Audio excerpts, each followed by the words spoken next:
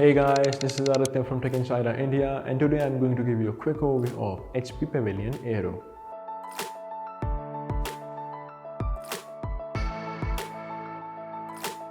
Now let's begin by talking about the design of this laptop.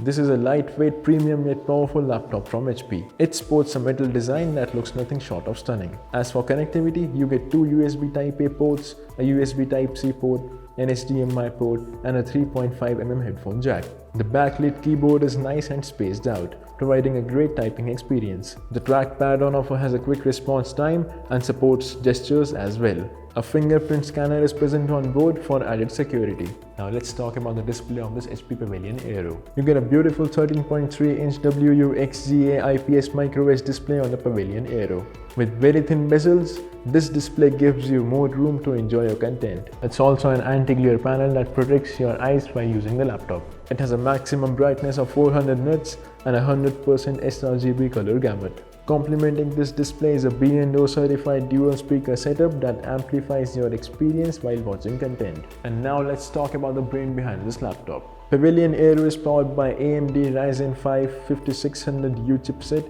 which is combined together with AMD Radeon integrated graphics. Faster processing speeds and longer sustainability of background apps makes this laptop fun to work with. You get 16GB of DDR4 RAM with 512GB of PCIe NVMe SSD on board, which also means quick transfer of files. Now let's see which software the HP Pavilion Aero offers. HP Pavilion Aero runs on Windows 10 Home, which is well optimized for the hardware on board. The software can be updated to the latest Windows 11 once the setup is complete. Let's also take a look at the optics on offer. You get a 720p HD webcam on the Aero to attend your video calls or to capture pictures. Coming to the battery life on this laptop, you get 10.5 hours of battery life on the HP Pavilion Aero. So guys, that was the quick overview of HP Pavilion Aero, and I hope you found this video helpful.